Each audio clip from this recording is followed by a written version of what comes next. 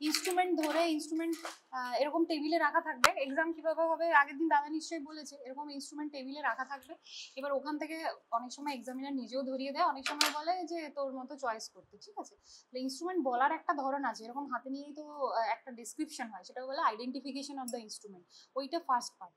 তুই এটা this is a metallic instrument known as Doyen's retractor, এটা হচ্ছে একটা রিট্র্যাক্টর, ঠিক আছে। রিট্র্যাক্টর অনেক রকম আছে। রিট্র্যাক্টর মানে কি দাঁড়াচ্ছে, something which helps to retract any tissue, ঠিক আছে। তাহলে এইটার নাম হচ্ছে ডয়েন্স রিট্র্যাক্টর, হ্যাঁ, DOIN। এবার ডয়েন্স রিট্র্যাক্টরের মতো সিমিলার কোনো রিট্র্যাক্টর নেই, এটা চেনাটা খুব ইজি, মানে এটা তোর অন্য কোনো ইনস্ট্রুমেন্টের সাথে গোলানোর কথা নয়। রিট্র্যাক্টরগুলো এরকমই, তাও মনে রাখবি যে এখানে একটা হ্যান্ডেল থাকবে, এটা আমরা ধরি, এখানে একটা শ্যাঙ্ক পার্ট থাকে, এই শ্যাঙ্ক বা যে শ্যাফট পার্টটা কেন, ইনস্ট্রুমেন্টটাকে লম্বা করার জন্য, আর এই জায়গাটা আমরা বডিতে অ্যাপ্লাই করি, ঠিক আছে। আচ্ছা, তাহলে এটা একটা মোটামুটি একটা হেভি ইনস্ট্রুমেন্ট, কিন্তু এই ওপরের জায়গাটা দেখে তোরা নিশ্চয়ই বুঝতে পারছিস যে এটা কিন্তু ব্লান্ট ইনস্ট্রুমেন্ট, শার্প কিছু নয়, তাই তো? সবাই দেখতে পাচ্ছে তো ওখান থেকে পিছনে, সবাই দেখতে পাচ্ছিস? কেন শার্প নয়? বডি ইঞ্জুরি হতে পারে, এতটা এতটা ধর চওড়া একটা ইনস্ট্রুমেন্ট, অনেকটা স্পেস জুড়ে আমরা অ্যাপ্লাই করছি, এটা যদি শার্প হয় তাহলে অনেকটা টিস্যুকে ইনজিওর করবে, টিস্যু ইনজিওর করার মতো আমরা কিছু ইউজ করবো না। আচ্ছা, তাহলে এটা হলো মোটামুটি তুই আইডেন্টিফাই করতে পারলি। এবারে তোকে ফার্স্ট কোয়েশ্চেনই করবে যে ইউজ। এবারে আমি যেটা বলছিলাম তোদের একটা অস্কি প্যাটার্ন হবে, ওইটাতে অবজার্ভড বা আনঅবজার্ভড অস্কি বলে একটা জিনিস হবে, হ্যাঁ। অবজার্ভ এখন জাস্ট শুনে রাখে, হবে তো নেক্সট ইয়ার, তখনও হাজারবার বলা হবে জিনিসটা। ওরকম অস্কিতে কি হয়, কেউ কারোর সাথে কথা বলে না, যেটা হয় ধর একটা ধর ডয়েন্সটাই রেখে দিল, এর মধ্যে ডয়েন্সটা রাখা আছে আর কিছু নেই, ইমাজিন কর এখানে 1 2 3 4 5 করে 5টা কোশ্চেন, ঠিক আছে। তাহলে ফার্স্ট কোশ্চেনটাই হচ্ছে আইডেন্টিফাই দ্য ইনস্ট্রুমেন্ট, হ্যাঁ। তোকে এবার বলবে যে লিখে নাও বা মুখে বলো, এরকম বলবে, তো তোর লিখতে হবে। তাহলে তুই আইডেন্টিফাই করলি এটাই ডয়েন্স রিট্র্যাক্টর বলে, this is a metallic instrument known as Doyen's retractor. তারপর নেক্সট কোয়েশ্চেন হচ্ছে তোর কি ইউজ আছে, এটা তাহলে কিসে ইউজ করা হয়, এটা আমরা ইন্ট্রা অপারেটিভলি ইউজ করি। মোস্ট কমনলি কিসে ইউজ করি, একটাই ইউজ, সেটা হচ্ছে সিজারিয়ান সেকশন, হ্যাঁ, সিজারিয়ান সেকশনের অপারেশন, হ্যাঁ। এবার কখন ইউজ করি এটা, তোরা কেউ দেখেছিস সি সেকশন, দেখেছিস কেউ? কেউ দেখিসনি, দেখেছিস? অপারেশন গুলো একটু একটু জেনে নিবি কখন কি হচ্ছে, এখানে খুব কম কেস হয় তো এটা একটা মুশকিল ব্যাপার।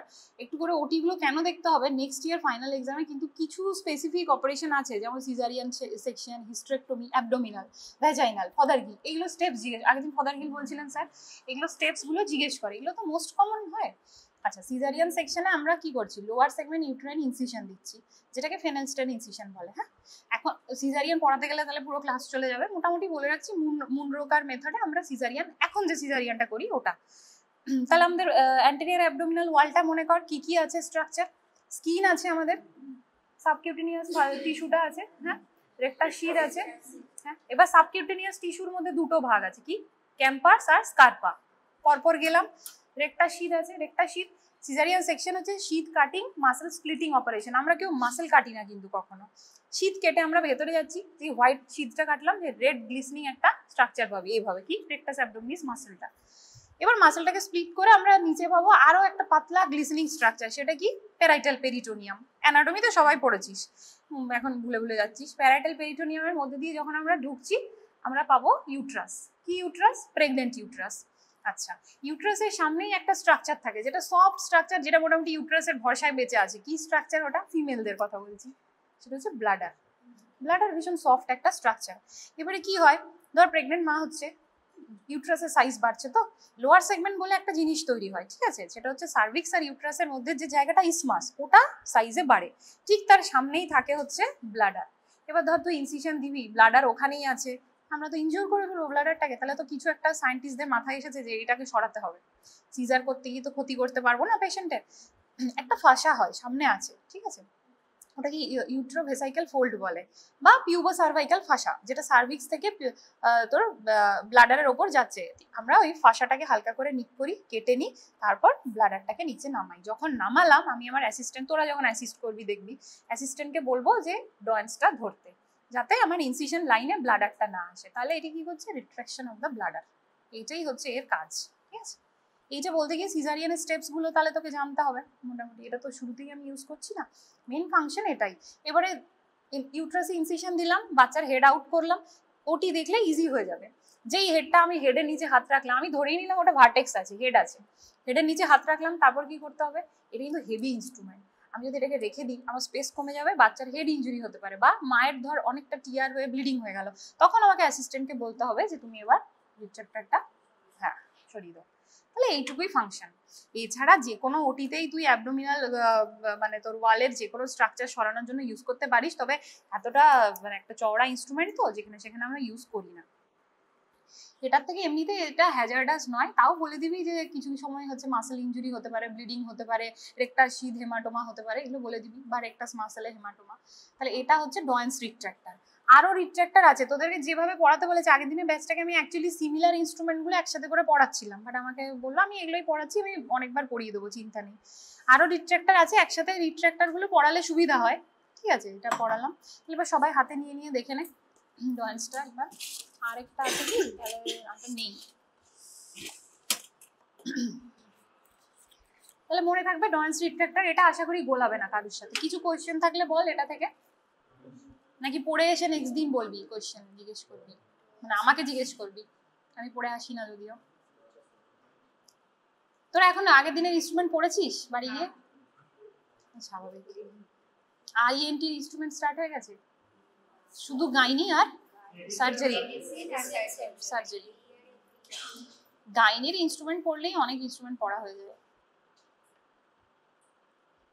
আচ্ছা এটা পড়ার আগে এটা পড়া, এটা আরেকটা মেটালিক ইনস্ট্রুমেন্ট, ঠিক আছে, এইটার নাম আমি বলে দিচ্ছি, এটাকে বলা হয় আর্টারি ফরসেপ। আর্টারি বলতে কি জিনিসটা মাথায় আসে প্রথম? আর্টারি বডিতে, তাই তো? তাহলে এটা নিশ্চয়ই কিছু একটা ব্লিডিং কন্ট্রোলের সাথে একটা রিলেশন আছে, তাহলে শুধু শুধু তো কারোর নাম আর্টারি ফরসেপ হবে না।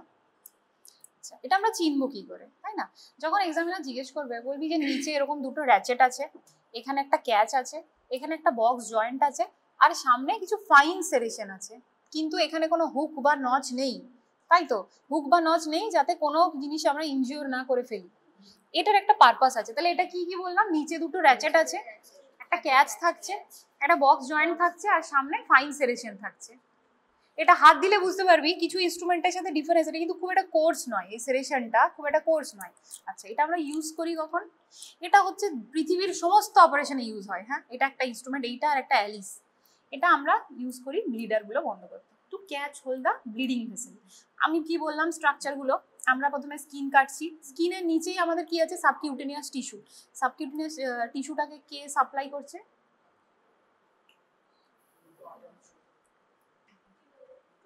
দুটো আর্টারি ছিল, কুইক বল। Superficial, external, epigastric. External external epigastric যখন নিচের দিকে নেমে যাচ্ছে তখন ওটা কিছু ব্রাঞ্চ দিচ্ছে, ফিমোরাল হয়ে ইঙ্গুইনাল ক্যানালের মধ্যে দিয়ে নেমে যাচ্ছে, তো কিছু ব্রাঞ্চ ওপরে ঘুরে এসে আবার অ্যান্টেরিয়র অ্যাবডোমিনাল ওয়ালকে সাপ্লাই করছে। যখনই ওটি দেখবি আমরা ওটি করতে করতে কিছু জনের ব্লিড হয়ে যায়, কিছু জন আগেই আমরা এই জিনিসটাকে ধরে কটারি করে দিই, একটা জিনিস দিয়ে পোড়াই, দেখবি একটা পেনের মতো জিনিস আছে, একটা ফুটপ্যাড থাকে বা হাতে হ্যান্ড হোল্ডিংও থাকে, তো এইটা হচ্ছে ওটাই, to catch hold the bleeding vessels. এবারে এটার তোকে ইউজ জিজ্ঞেস করবে। হ্যাঁ এবার এইটা কেন ফাইন সেরেশন? আমি কিছুক্ষণের জন্য ওটাকে বন্ধ করতে চাই, আমি তো পুরো টিস্যুটাকে নষ্ট করে দিতে চাই না। ধর ওখানে তুই শুধু আর্টারিতে অনেক সময় ধরতে পারবি না, তার সাথে টিস্যু আছে, এটা এতটাই কোর্স হয়ে গেল যে আমার টিস্যু ইনজুরি হয়ে গেল, সেটার জন্য এটা ফাইন।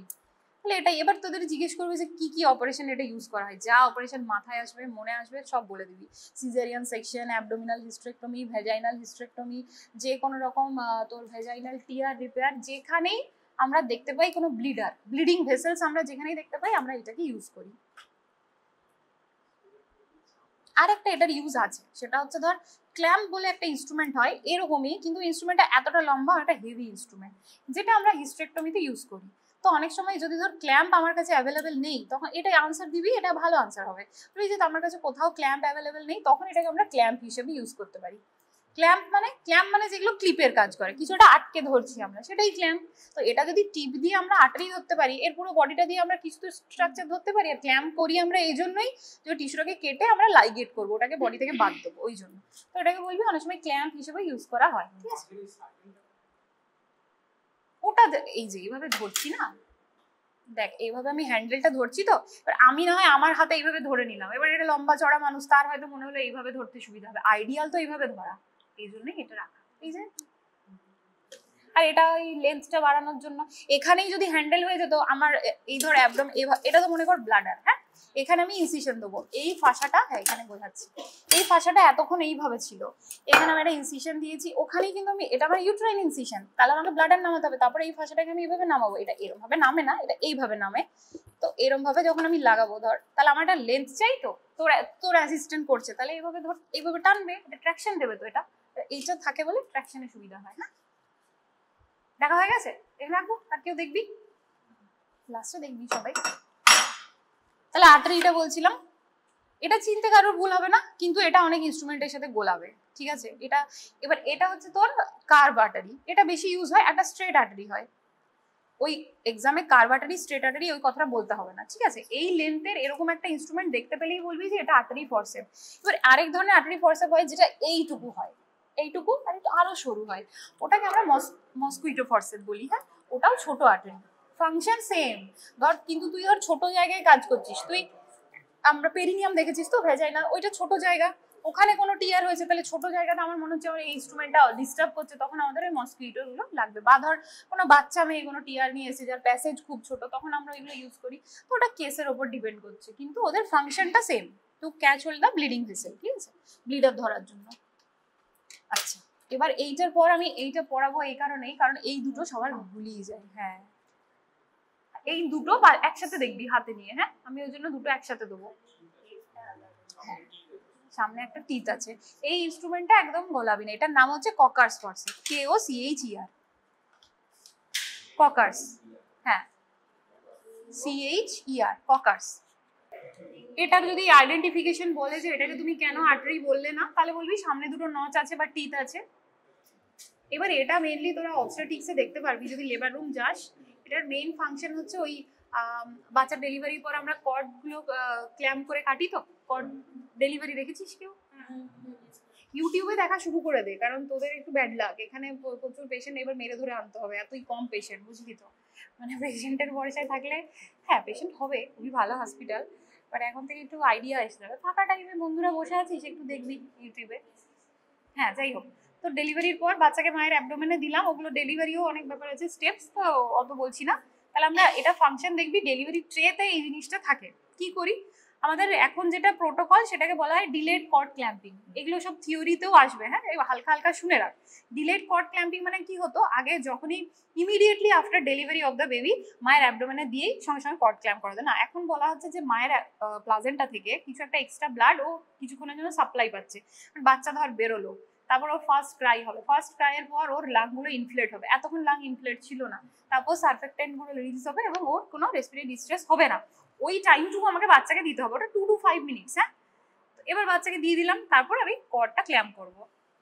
এবার বলবে যে কর্ড কিভাবে ক্ল্যাম্প করবে, হ্যাঁ তাহলে তোদের এই কর্ড ক্ল্যাম্পিংটা জানতে হবে। কি করতে হবে দেখ, মিল্কিং বা স্কুইজিং বলে একটা টার্ম জেনে নিতে হবে, সেটা হচ্ছে ধর কর্ডের মধ্যে এক্সট্রা 80 ml মতো ব্লাড থাকে, ওই ব্লাডটা আমরা ওয়েস্ট করবো না, প্লাজেন্টা একটা ওয়েস্ট, প্লাজেন্টাটা মায়ের বডি থেকে আমরা রিমুভ করে দেবো, তারপর ওটা নিচে ফেলা যেত, ওইটা মায়ের বডিতে কোনো কাজে লাগছে না, প্লাজেন্টার ব্লাড, প্লাজেন্টার সম্বন্ধে আইডিয়া আছে তো।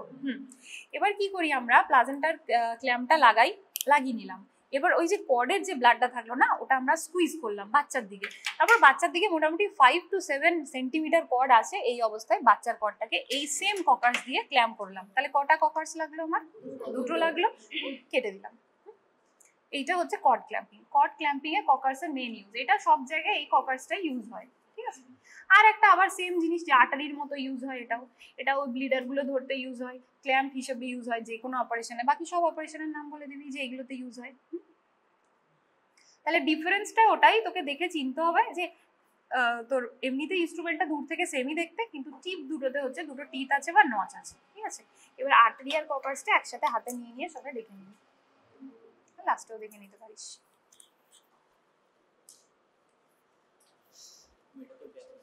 হ্যাঁ ক্যাচ আছে, ক্যাচ কেন আছে, আগের দিনে ইনস্ট্রুমেন্ট ক্যাচওয়ালা অ্যালিস পড়েছিস নিশ্চয়ই, গুড গ্রিপের জন্য। যদি ক্যাচ ছাড়া ইনস্ট্রুমেন্ট পড়েছিস, এটা তোর বল আমাদের ওভাম ফরসেপটা পড়েছিস, হ্যাঁ ওটাতে কেন ক্যাচ নেই আমরা জানি, হ্যাঁ ও বেশি হয়ে যাবে, আর এটা হচ্ছে যাতে হোলটা খুব ভালো হয়।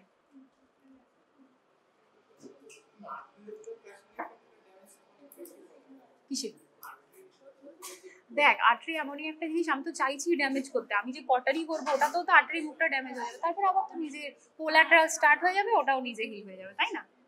যেটা ব্লিড করছে মায়ের হিমোডাইনামিক্যালি মনে যাতে স্টেবল থাকে বা পেশেন্ট, ওই জন্য ওই মোমেন্টে ব্লিডিংটা আমার চোখের সামনে হলে আমি স্টপ করবো। হ্যাঁ,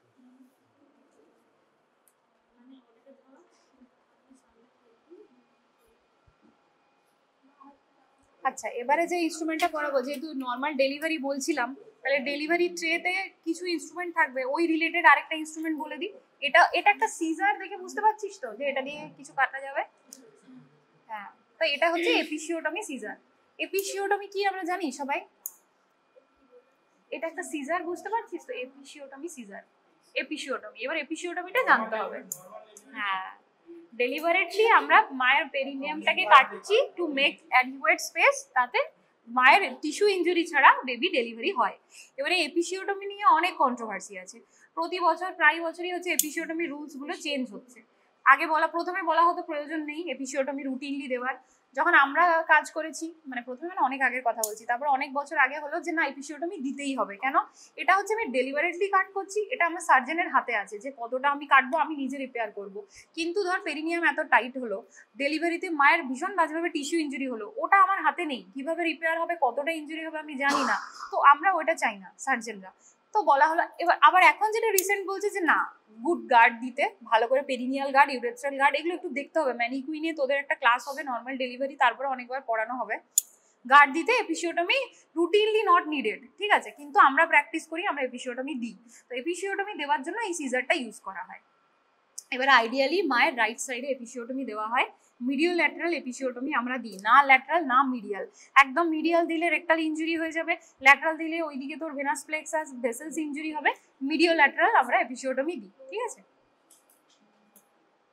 আচ্ছা এবার এই ধরাটা অভ্যেস করে নিতে হবে। আচ্ছা এটা যদি বলে এপিসিওটমি সিজার কেন, বলবি যে এটা কার্ভ সিজার। কোনো সিজারেরই মাথা এরকম কার্ভ নয়।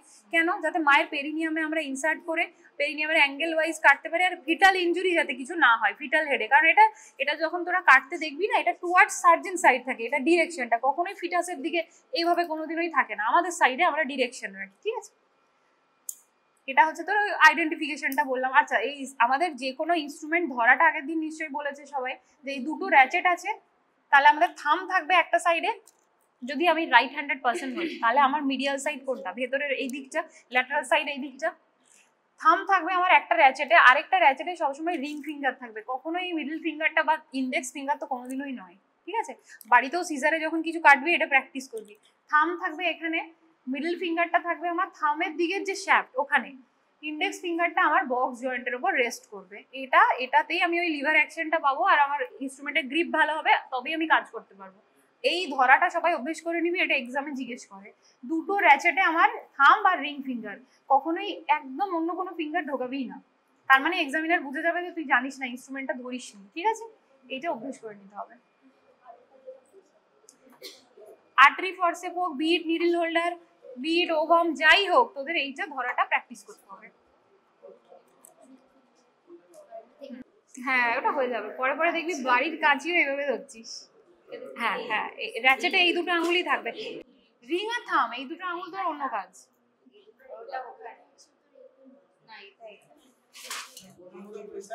কি পড়ে গেল?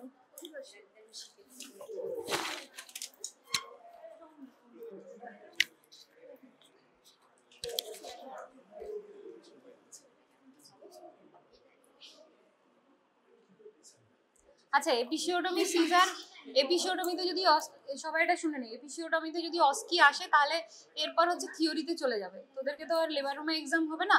এবার এপিসিওটমির ওই ডেফিনেশন, ডেলিভারিলি কাটিং বলে একটা চড়া ডেফিনেশন আছে, ওটা পড়তে হবে। আর একটা হচ্ছে ওই তোর এপিসিওটমিতে কি হয়, টাইপস অফ পেরিনিয়াল ইনজুরি, ওইটা পড়তে হবে, ঠিক আছে। ধর তুই এপিসিওটমি দিলি না, তাহলে পেরিনিয়াল ইনজুরি হতে পারে। ওই perineal injury grade 1, grade 2, grade 3, ABC, grade 4। এত কিছু বলবো মনে রাখতে পারবি?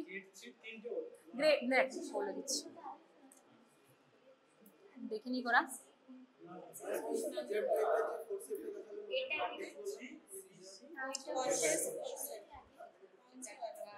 সিজারই দেখালাম।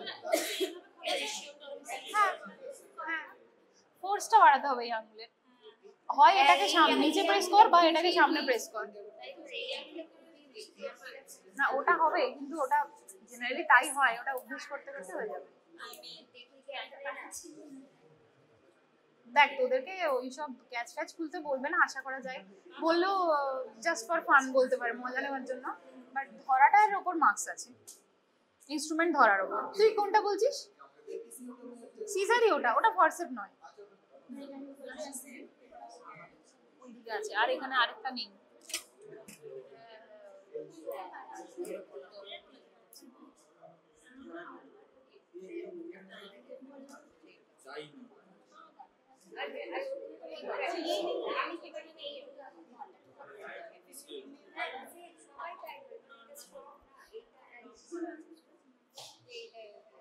এটা হচ্ছে স্টাউট সিজার, টিস্যু কাটিং।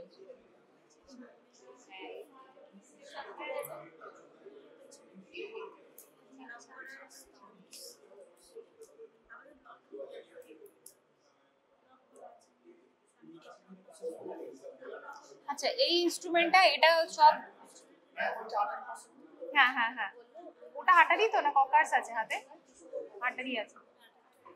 ককার্সটা কোথায়? হ্যাঁ হ্যাঁ, ককার্সটা কার কাছে?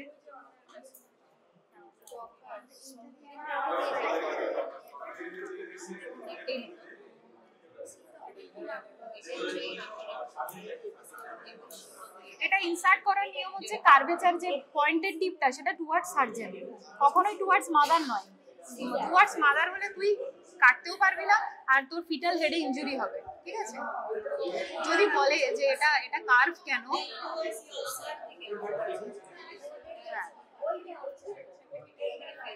আমি বলে দিচ্ছি।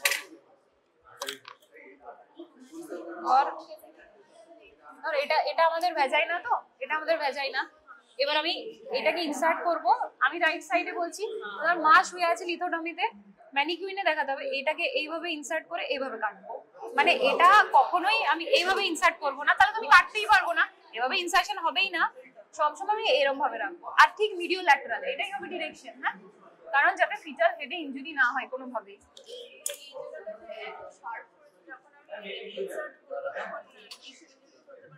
টিস্যু তো কাটবে কিন্তু ফিটাল ইনজুরি হবে না, ওইভাবেই আমার ডিরেকশনটা। টিস্যু তো ইনজুরি হবেই, কারণ আমি তো টিস্যু কাটছি। হ্যাঁ, কিন্তু শার্প কাট, ওটা আমি নিজেই সেলাই করবো, রিপেয়ার করবো আমি।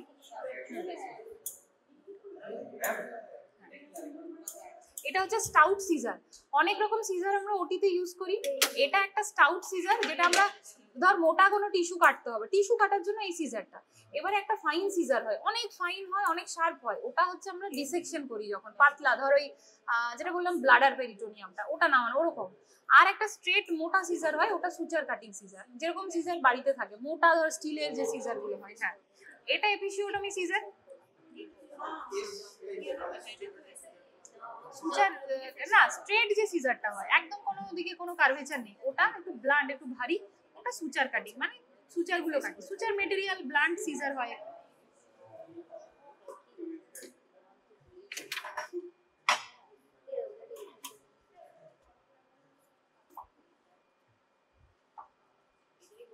আগের দিন অ্যালিস পড়েছিস তো, অ্যালিস টিস্যু ফরসেপ, সিমস পড়েছিস, কাসকোস পড়েছিস, আচ্ছা ওভাম ফরসেপ পড়েছিস, ওভামের সাথে স্পঞ্জ হোল্ডিং পড়েছিস? হ্যাঁ, করিসনি? তাহলে রিভিশন করে দেবো, চিন্তা নেই। ইউট্রাইন কিউরেট, হ্যাঁ, ডায়ালেটার, ডায়ালেটার পরের দিন।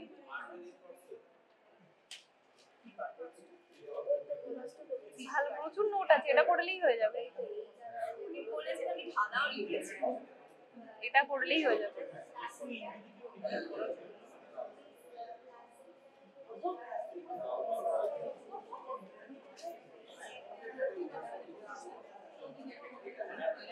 আচ্ছা এপিসোড, হ্যাঁ শোন, ওই ধরাটা এক্সটার্নাল যখন দেবে ওইভাবেই ধরবি, এই ধরাটার উপর মার্কস আছে, এরপর আর কিছু করতে হবে না, জাস্ট ধরে থাকবি ইনস্ট্রুমেন্টটা ওইভাবে। এইটা তুই তোর সবসময় থাম আর রিং ফিঙ্গার দুটো র্যাচেটে থাকবে, তারপরে এই দিকের যে শ্যাফটটা ওখানে তুই রাখলি মিডল ফিঙ্গার, বক্স জয়েন্টে রাখলি তোর ইন্ডেক্স ফিঙ্গার, তবেই তোর এটা হবে হোলটা। কি বলছিস?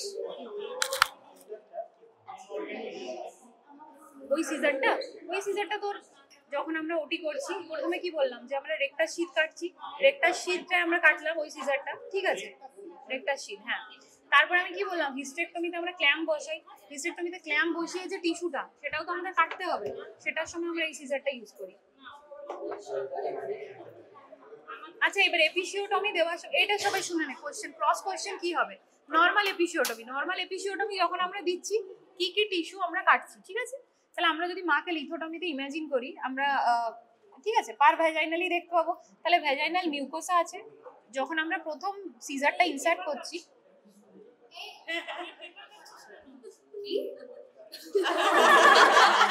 দে আমাকে দিয়ে দে, কার কাছে কি ফেরত জিনিসপত্র আছে দিয়ে দে।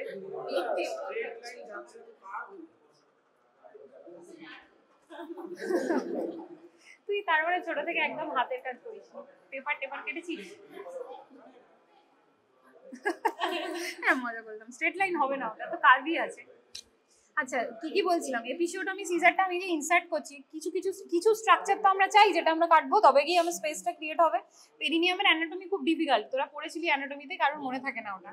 তাহলে আমরা যেটা দেখতে পাই, একদম মা ধর লিথোটমি পজিশনে আছে, তাহলে আমরা যেটা দেখতে পাই সেটা হচ্ছে বাইরে স্কিন দেখতে পাই আর ভেতরে ভেজাইনাল মিউকোসা দেখতে পাই। তাহলে আমরা যখন সিজারটা ইনসার্ট করছি, যখন প্রথম আমরা সিজারটা স্টার্ট করছি, তাহলে ওই দিক থেকে ভেজাইনাল মিউকোসা কাটছে, এই দিক থেকে স্কিন কাটছে, আর একটা মাসেল কাটছে, পেরিনিয়াল মাসেল আর লিভেটার অ্যানাই মাসেল। পেরিনিয়াল মাসেলে অনেক মাসেল একসাথে এসে ইনসার্শন হয়, পেরিনিয়াল মাসেল মনে রাখ, আর তার সাথে লিভেটার অ্যানাই মাসেল। লিভেটার অ্যানাই মাসেল হচ্ছে মেয়েদের যেটা বলা হয় কুশন, ওটাতেই আমরা আছি, আমাদের যে পুরো পেলভিসটা ওটা নিচ থেকে যেটা যাচ্ছে পুরোটাই লিভেটার অ্যানাই মাসেল, ঠিক আছে। এটা হচ্ছে আমার নর্মাল এপিসিওটমিতে, এই স্ট্রাকচারগুলো আমার টিয়ার হচ্ছে। এবারে ধর আমি এপিসিওটমি দিলাম না, তখন আমার পেরিনিয়াল টিয়ার হয়ে গেল।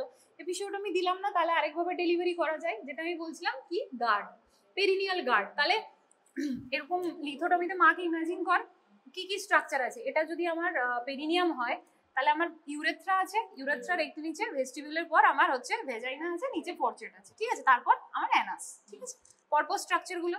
এবারে ধর আমার স্ট্রেচিং হচ্ছে তো ভেজাইনাতে, এবার তার উপরে নিচে স্ট্রাকচারে স্ট্রেচ করছে, তাহলে আমাকে কোথায় কোথায় গার্ড দিতে হচ্ছে? একটা হচ্ছে ওপরে ইউরেথ্রাল গার্ড দিতে হচ্ছে, ওটা খুব ডেলিকেট স্ট্রাকচার, ইউরেথ্রাল ইনজুরি হয়, সিভিয়ার ব্লিডিং হতে পারে। আরেকটা নিচে আমাকে ওই ফরচেটের জায়গাটা মানে পেরিনিয়াল গার্ড দিতে হচ্ছে, যাতে আমার অ্যানাল ক্যানালে কোনো ইনজুরি না হয়, রেকটামে ইনজুরি না হয়।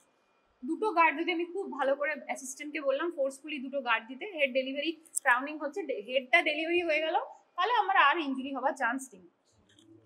ধর তোর অ্যাসিস্ট্যান্ট নেই বা তুই প্রিপেয়ার না, আগে হচ্ছে তোর পেশেন্ট এসে গেছে, স্পন্টেনিয়াস ডেলিভারি হয়ে গেছে, তাহলে কিছু টিস্যু তো আমার ইনজিওর্ড হবে, আমি তো এপিসিওটমি দিইনি, সেইটা তখন যেটা হবে সেটাকে পেরিনিয়াল টিয়ার বলা হয়। এবার পেরিনিয়াল টিয়ারের অনেকগুলো স্টেজ আছে, ঠিক আছে। একদম লাস্ট স্টেজে হচ্ছে কমপ্লিট পেরিনিয়াল টিয়ার। ফার্স্টে হচ্ছে স্টেজ 1, স্টেজ 2, স্টেজ 3 ABC, তারপর স্টেজ 4। এই পেরিনিয়াল টিয়ারের কোশ্চেনটা কিন্তু এপিসিওটমি সিজার ধরালে এটা সবাই জিজ্ঞেস করে, ঠিক আছে। স্টেজ 1 এ কিছুই নয়, ভেজাইনাল মিউকোসা আর স্কিন যাচ্ছে। স্টেজ 2 তে হচ্ছে কিছুটা লিভেটার অ্যানাই মাসেল যাচ্ছে। স্টেজ 3 ABC তে হচ্ছে তোর বল এক্সটার্নাল স্ফিংটারটা যাচ্ছে। স্ফিংটার মানে কি? অ্যানাসের স্ফিংটারের কথা বলছি, লেস দ্যান 50%, মোর দ্যান 50%। আর তোর স্টেজ 3C যেটা, ওটা হচ্ছে আমার ইন্টারনাল স্ফিংটার যাচ্ছে, যেটা খুবই খারাপ। আর স্টেজ 4 এ হচ্ছে কমপ্লিট পেরিনিয়াল টিয়ার, মানে যেখানে আমার ভ্যাজাইনা আর রেকটামের সেম হয়ে গেছে, পুরো টিয়ার হয়ে গেছে, মানে রেকটাল মিউকোসা যেখানে যাচ্ছে। ভ্যাজাইনাল মিউকোসা নয় কিন্তু, গোলাপি না, রেকটাল মিউকোসা। ভ্যাজাইনাল মিউকোসা আমার এপিসিওটমি দিলেও যাবে আর স্টেজ 1 এও যাবে, ওটা আমার রিকোয়ার্ড। ভ্যাজাইনাল মিউকোসা স্কিন যাবেই, ঠিক আছে। তাহলে এপিসিওটমি জেনারেলি, এপিসিওটমি যে জিনিসটা সেটা হচ্ছে আমার স্টেজ 2 পেরিনিয়াল টিয়ারের মধ্যে পড়ছে, কারণ ওখানে আমার স্কিন যাচ্ছে, ভ্যাজাইনাল মিউকোসা যাচ্ছে, লিভেটার অ্যানাই মাসেল যাচ্ছে, ঠিক আছে। এবারে তোর এটার জিজ্ঞেস করতে পারে এটার ম্যানেজমেন্ট কি। যদি আমি ফ্রেশ যদি এরকম পেরিনিয়াল টিয়ার পেলাম, তাহলে আমি রিপেয়ার করবো। এবার স্টেপ বাই স্টেপ রিপেয়ার। যদি কমপ্লিট পেরিনিয়াল টিয়ার হয়, শুধু মনে রাখবি যে রেকটাল মিউকোসা যেটা, সেটা আমরা আগে রিপেয়ার করি, তারপর মাসেল, তারপর ভেজাইনাল মিউকোসা। এইটুকু মনে রাখবি, এর থেকে বেশি তোদের জিজ্ঞেস করবে না, আর এখনই বলা যাবে না, ওটা আরো রিভাইজ করতে হবে।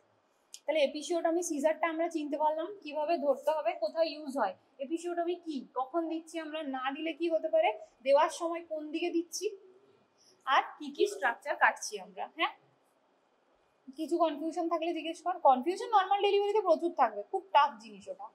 দেখতে হবে নর্মাল ডেলিভারি, ম্যানিকুইনে দেখানো হবে, মাঝি স্যার ক্লাস নেবেন, সবাই ক্লাস নেবেন নর্মাল ডেলিভারি, প্রচুর ক্লাস হবে।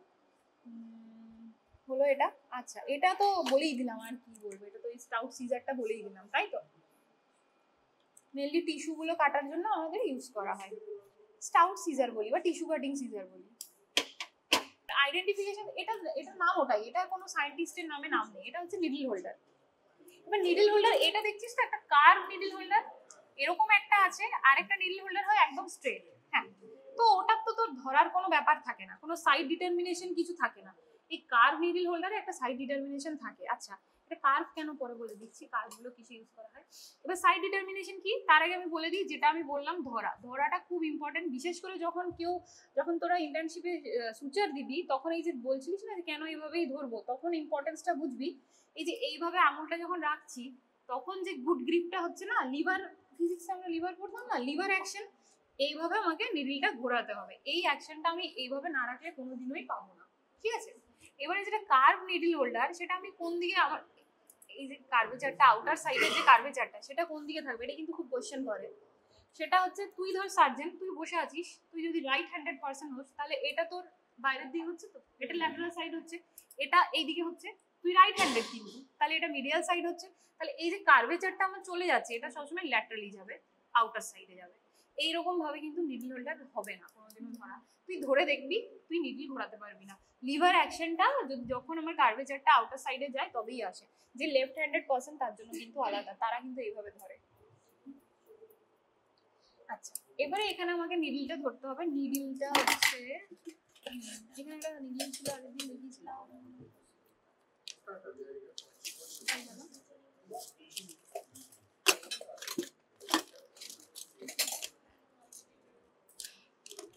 আচ্ছা, এটা একটা সুচার মেটেরিয়াল। হ্যাঁ, সামনে একটা নিডল আছে, আমাদের কিন্তু লম্বা নিডল নয়, কিন্তু কোনোটাই ওরকম কাঁথা সেলাইয়ের নিডল নয়, আমাদের সব এরকম কার্ভ, কারণ আমরা এইভাবে টিস্যুটা প্রিক করি। আর এটা ক্যাটগার্ড সুচার, সুচারের আলাদা ক্লাস হবে, এমনি ক্যাটগার্ড, ক্রমিক ক্যাটগার্ড জেনেরা শিপের গার্ড থেকে আসে। এবারে এইভাবে আমরা নিডল ধরি। বইয়ে লেখা আছে অ্যান্টিরিয়ার 1/3 আর পোস্টিরিয়ার 2/3 এর জাংশনে, এরকম লেখা আছে, কিন্তু ওটা কোনো থাম রুল নেই। তোরা আনসার দিবি যে সার্জেনের যেখানে মনে হবে অ্যাকর্ডিং টু দ্য টিস্যু আমরা যেটাকে প্রিক করতে চাইছি। ধর আমি কোনো ছোট জায়গাতে কোনো ফাইন স্ট্রাকচার প্রিক করবো, তখন আমার টিপের দিকে যত আমার নিডলটা ধরবো আমার গ্রিপ ভালো হবে। তুই ধর একটা চওড়া এতটা মাসেল প্রিক করবি, তখন তোকে বেশি জায়গা নিতে হবে, তখন তুই দূরের দিকে ধরবি। হ্যাঁ, ধর আমি ভেজাই না এইটুকু জায়গা, তার মধ্যে আমি একটা দূরে ভেসেল আছে, কিছু একটা জায়গা বাঁধবো, তখন আমি এখানে ধরে তারপর খোঁচাতে খোঁচাতে চারিদিকে আরো প্রিক করে ফেললাম, ওটা হবে না, তখন একদম সামনে ধরতে হবে। এই ক্যাচ লাগালাম, 3টে ক্যাচ এভাবে আছে। এটা ধর আমার কিছু একটা টিস্যু, এটা ধর আমার কিছু একটা টিস্যু, এবারে আমি এভাবে পিক করছি। হ্যাঁ, এবারে এভাবে তুলে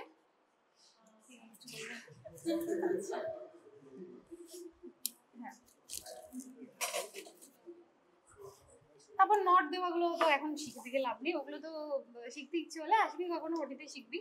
তাহলে এটা সুচার মেটেরিয়াল, সামনে আমাদের নিডলের অনেক টাইপস আছে, ওগুলো এখন বলবো না, মাথা খারাপ হয়ে যাবে। এটা হচ্ছে নিডল হোল্ডার। এবার স্ট্রেট একটা নিডল হোল্ডার হয় যেটা মোস্টলি ইউজ হয়। স্ট্রেট নিডল হোল্ডারে সাইড ডিটারমিনেশন কোনো ব্যাপার নেই, ঠিক আছে। আচ্ছা, এই কার্ভ নিডল হোল্ডারটা কেন, কি ওটিতে এটা ইউজ হয়? এটা হচ্ছে মেনলি তোর এনডিভিএইচ মানে নন ডিসেন্ট ভিএইচ, ভিএইচ এর ফুল ফর্ম হচ্ছে ভ্যাজাইনাল হিস্টেরেক্টমি। হিস্টেরেক্টমি মানে কি? হিস্টেরস মানে ইউট্রাস, একটমি মানে পুরো বাদ দিয়ে দিচ্ছি। হ্যাঁ, তাহলে আমরা যখন ভেজাইনালি ইউট্রাস বাদ দিচ্ছি, ভেজাইনাল হিস্টেরেক্টমি কেন? কারণ অনেকটা উপরে আমাদের কাজ করতে হয়, তো আর একটা কার্ভেচার আছে তো মায়ের বডির, ঠিক ওই কারণেই আমাদের, যাতে ধর অনেক ভেতরে আমি নিডলটা ঘোরাবো যেরকম বললাম, সেই ভালো যাতে আমাদের ডিরেকশনটা থাকে, ওই জন্যই এই কার্ভ নিডল হোল্ডারটা ইউজ হয়। এই নিডল হোল্ডার তুই দেখবি আমরা অ্যাবডোমিনাল ওটিতে ইউজ করছি, কিন্তু ওটার কোনো স্পেসিফিকেশন নেই, ওটা হয়তো ইনস্ট্রুমেন্ট অ্যাভেলেবেল ছিল এটা দিয়ে দিয়েছে, ঠিক আছে। অ্যাবডোমিনাল ওটিতে তুই যা ইচ্ছে নিডল হোল্ডার ইউজ কর, কিন্তু আমরা যারা ভ্যাজাইনাল ওটি করি তারা ইউজ করতে গিয়ে দেখি যে এইটা কত ইউজফুল নিডল হোল্ডার, যখন ভেতরে কাজ করছি। মানে ভ্যাজাইনাল ওটি কোনোদিন দেখলে দেখবি কেউ দেখতে পায় না, অ্যাসিস্ট্যান্ট ছাড়া, মানে ফার্স্ট অ্যাসিস্ট্যান্ট ছাড়া আর সার্জেন ছাড়া খুব ডিফিকাল্ট ভেতরে দেখা। যখন শেষ করে করে লাস্ট স্টেপে যাচ্ছি, সাইডে যারা দাঁড়িয়ে থাকে কিছু দেখতে পায় না, তো ওটা কতটা ডিফিকাল্ট সার্জেনের জন্য করা। তো ওই জন্য মেনলি এই ইনভেনশনটা ভ্যাজাইনাল ওটির জন্য। এটা জিজ্ঞেস করে না, বলে দিলাম। তাহলে এটা হলো আমাদের needle holder. Straight needle holder আছে এখানে, আগে দুটো ছিল। এই যে এই যে এটা আমি বলছিলাম ফাইন সিজার, এটা টিপটা দেখ, ওই ওই সিজারটা দেখ, এই দুটো ডিফারেন্সটা দেখ। হ্যাঁ, এই দুটো ডিফারেন্সটা দেখ। এটা অনেক চওড়া কিনা, এটা অনেক বেশি শার্পও হয়, ঠিক আছে। এটা কিন্তু এই জায়গাটা একটু ব্লান্ট হয়, কারণ আমরা কি করি, ধর অনেক সময় অ্যাডহেশন বলে একটা জিনিস আছে, কি একটা স্ট্রাকচারের সাথে একটা স্ট্রাকচার লেগে থাকে, কিছু প্যাথোলজি কিছু ফিজিওলজিক্যাল। আমরা অনেক সময় কি করি শুন, ধর এরম এরম ভাবে কেটে না ঢুকে জাস্ট ঢুকে যাই, এরম করতে করতে যাই, কাটি না, আমরা অ্যাডিশিওলাইসিস করি, ফাঁকা করি, দিয়ে নিজেদের স্পেসটা ক্রিয়েট করি। এই জন্য হচ্ছে ফাইন সিজার। এই কাজটা কিন্তু তুই কোনোদিন এই স্টাউটটা দিয়ে করতে পারবি না, তুই যে মোমেন্টে এটাকে ঢুকিয়ে যাবি না, ওইটা কেটে যাবে। তো সার্জন হচ্ছে বেস্ট সার্জন, জানে যে হোয়াট নট টু কাট, ঠিক আছে। গুড সার্জন জানে হচ্ছে what to cut, how to cut, আর বেটার সার্জন জানে হচ্ছে হোয়াট টু কাট, ঠিক আছে। এবার আমাকে জানতে হবে বেস্ট সার্জন যে কি আমি কাটবো না, কেটে, হ্যাঁ ব্যাড সার্জন সার্জন হয়, ব্যাড সার্জন। তাহলে এগুলো হচ্ছে হলো। আর আজকে তো এগুলোই পড়াতে বলেছে।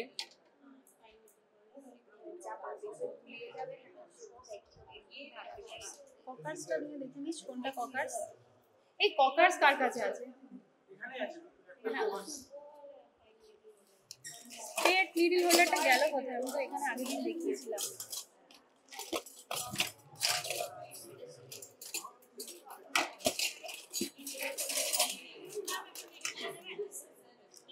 হ্যাঁ নিডলটা এখানেই ছিল। কেউ প্রিক করিস না হাতে, কেউ হাতে প্রিক করিস না। এইভাবে এটা হবে তোর আউটার সাইডে, এরকম ভাবে ধর।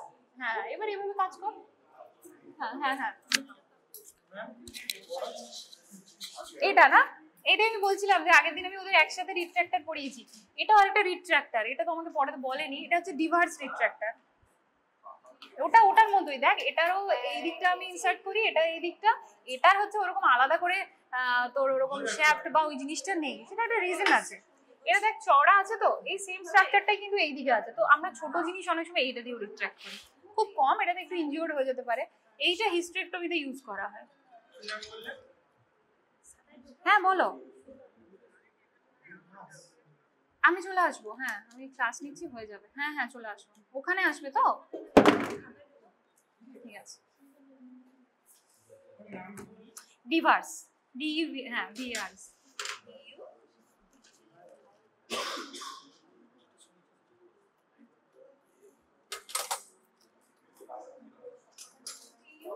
ডিইউ নয়, ডিই, ভিআরএস।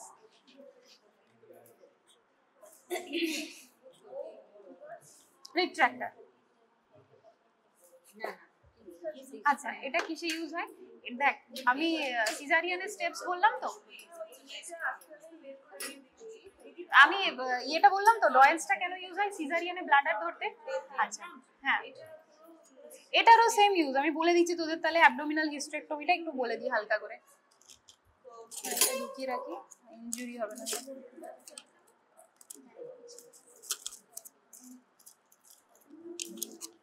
আচ্ছা সিজারিয়ানের স্টেপসটা বললাম তো, কি কি স্ট্রাকচার কাটা হয়, এটা কেন ইউজ করা হয় ব্ল্যাডারের জন্য। আচ্ছা আরেকটা ওটি আছে অ্যাবডোমিনাল হিস্টেরেক্টমি, ঠিক আছে। ওখানে কি করা আছে, হিস্টেরেক্টমি মানে আমরা ইউট্রাস বাদ দিচ্ছি, নিশ্চয়ই কোনো ইউট্রাইন প্যাথোলজি আছে সেই জন্য, ওইগুলো পরে বলছি। ওখানেও স্টেপসটা হচ্ছে ওটাই, সেমই তো স্ট্রাকচার, অ্যাবডোমিনই তো, হ্যাঁ। তাহলে ওটা তো আমরা কি করছি, ওখানে বেবির কোনো ব্যাপার নেই, ফিটাসের কোনো ব্যাপার নেই, তাহলে ওখানে আমরা ইউট্রাসটাকে অ্যাবডোমিনাল ক্যাভিটিতে একইভাবে ঢুকছি, ইউট্রাসটাকে এক্সটেরিয়রাইজ করছি। তারপর কি করব আমরা, ইউট্রাসে তোদের স্যার প্রোল্যাপস পড়াচ্ছিলেন না, সাপোর্টস অফ ইউট্রাস, হ্যাঁ। তাহলে কি কি সাপোর্ট, তাহলে আমাকে পরপর স্ট্রাকচারগুলোকে ক্ল্যাম্প, কাট এন্ড লাইগেট করতে হবে, তাই তো। এবার তার আগে ওখানেও তো আমার ফার্স্ট একটা রিকোয়ারমেন্ট আছে যে আমাকে ব্লাডার নামাতে হবে, সেই তো একই গল্প, ইউট্রাসের সামনে ব্লাডার, হ্যাঁ। এবার এইখানে যে ব্যাপারটা ছিল, ব্লাডার ইনজুরি বেশি চান্স ছিল, কারণ আমি বলেছিলাম ইসমাস বলে একটা স্পেস অনেক বড় হয়, ঠিক তার সামনে ব্লাডার থাকে। কিন্তু অ্যাবডোমিনাল হিস্টেরেক্টমিতে যেটা সবসময় মাথায় রাখতে হবে, যদি তোরা কোর্স অফ ইউরেটার পড়েছিস যেটা অ্যানাটমিতে, তাহলে ইউরেটার এমন একটা জায়গা থেকেই ঢোকে, যদি আমি ব্লাডারটা না নামাই, তাহলে যখন আমি ইউট্রাস্যাক্রাল ম্যাকেনরডসে ক্ল্যাম্পটা বসাবো, আমি ইউরেটার কেটে ফেলবো। বা যখন আমি ইউট্রাইনে, তার আগে যখন ইউট্রাইনে ক্ল্যাম্প দেবো, আমি ওটাই বলছি, ইউট্রাইনে যখন ক্ল্যাম্প দেবো তখন আমি ইউরেটার কেটে ফেলবো, সেটা তো নিশ্চয়ই আমি চাই না, তাহলে তো গেল পেশেন্ট, হ্যাঁ। এবার কোর্স অফ ইউরেটারটা আজকে কোর্স অফ ইউরেটার বলে দেবো পরে, হ্যাঁ। তার কিটা বলতে গেলাম তারপর এটার জন্য, হ্যাঁ হ্যাঁ হ্যাঁ অ্যাবডোমিনাল হিস্টেরেক্টমি, হ্যাঁ।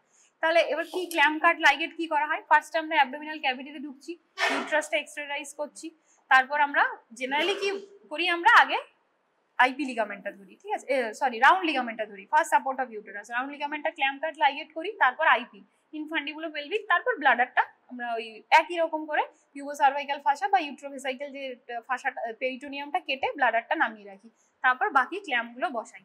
ক্ল্যাম্পগুলোর মধ্যে সাপোর্টস অফ ইউটেরাসে পড়ছি, প্রথমে আমাকে ইউট্রাইন ভেসেলটাকে ক্ল্যাম্প করে নিতে হবে, কারণ কি যাতে ব্লিড না হয়। আমি তো ইউট্রাইন ভেসেল নিচে ইনজুরি করে ফেলবো, নিচে হেমাটোমা হবে, ব্লিড হবে, পেশেন্ট খারাপ হয়ে যাবে। ইউট্রাইন ভেসেল দুটোকে কেটে ফেললাম, ইউট্রাসের মেন যে ব্লাড সাপ্লাই সেটাকে আমি বন্ধ করে দিলাম। এবার আমি ইউট্রাসে যাই করি কাটি, ইউট্রাসের কোনো ক্ষতি হবে না। তারপর আমার ইউট্রোস্যাক্রাল ম্যাকেনরস, যেটা তোরা সাপোর্টসে পড়ছিস সবকটাই সাপোর্ট, তারপর ভল্ট যেটুকু বাকি থাকে ওটাই। তো এটা তাহলে বলবি ইউজ হচ্ছে অ্যাবডোমিনাল হিস্টেরেক্টমি। আর অনেক সময় তোর কিছু প্রচন্ড ফ্যাটি পেশেন্ট থাকে যাদের গার্ড ফুলে চলে আসে, এবার গার্ড ধর আসছে, আমি ওটি করছি, গার্ড ইঞ্জুরি করে ফেলবো, তখন ওই পিছনের দিকে মানে এখানে নিচে তো আমার ইউট্রাস, এই দিক থেকে আমার গার্ড আসছে, এই দিক থেকে যখন আমি ব্লাডার নামাচ্ছি, তাহলে এই দিক থেকে আমি অনেক সময় একটা ডিভার্স দিয়ে গার্ডটাকেও সরিয়ে রাখি, মপার গার্ড দিয়ে। তাহলে এটা মেন ইউজ হচ্ছে তোর ওই অ্যাবডোমিনাল হিস্টেরেক্টমিতে।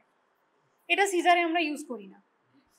দুটো রিট্র্যাক্টর, আর একটা রিট্র্যাক্টর আছে ল্যান্ডন্স রিট্র্যাক্টর, ওটা আছে কিনা জানি না, আর একটা হয় মরিস, মরিসটা হয়তো তোদের দেবে না, ল্যান্ডন্সটা কিন্তু দেবে।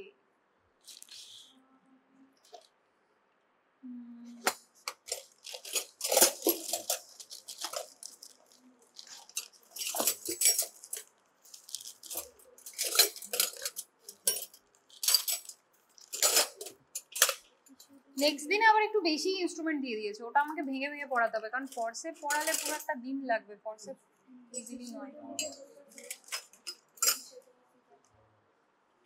তোরা কি নেক্সট দিন ফরসেপ আর একটা কোনো ওটা রিলেটেড ইনস্ট্রুমেন্ট পড়বি নাকি বাকিগুলো বলে নিবি? ফরসেপের একটা দারুণ হিস্ট্রি আছে, প্রচুর গল্প আছে, সেই পিটার চেম্বারলিন, ওগুলো না পড়ালে মজা আসবে না ফরসেপে।